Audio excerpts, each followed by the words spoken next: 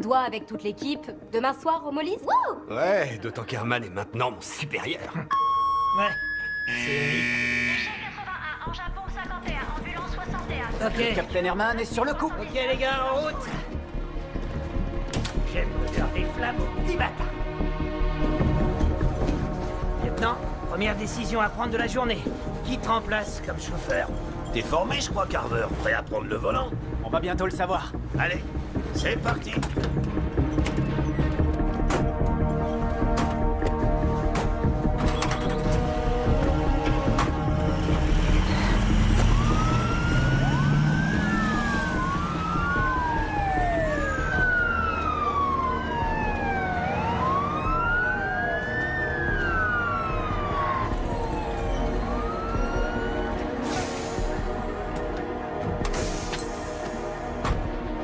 Dégagez les accès du bâtiment, s'il vous plaît. Allez, par là. Personne devant l'ambulance, s'il vous plaît. On a besoin de place, restez pas là, éloignez-vous. Ritter et Chippy, faites chauffer les machines, Carver. Avec moi pour chercher les blessés. À vos ordres. Et pas trop.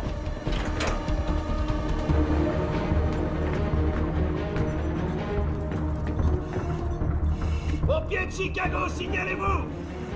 Allez, allez. Et faites gaffe dans les escaliers. Y'a quelqu'un? Au pied de Chicago, signalez-vous. Nice. Allez, on se dépêche. Au pied de Chicago, signalez-vous.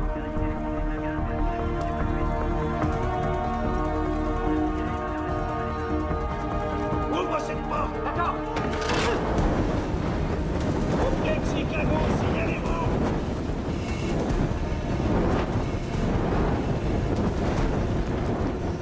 RAS. Le feu est dans la deuxième pièce, dans la zone Bravo. On vérifie le reste de l'étage. Ça marche. Bien reçu, l'eau arrive. On avance. Fouille cette pièce, toi tu t'occupes de l'autre. J'y vais.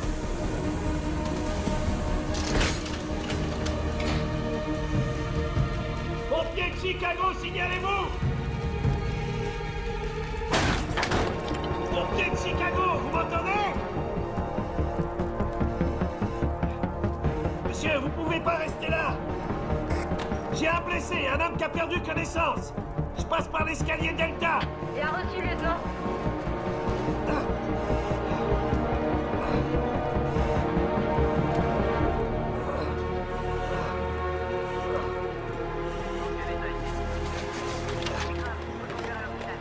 Je pense qu'il a inhalé de la fumée. Non. Il est mort depuis plusieurs jours.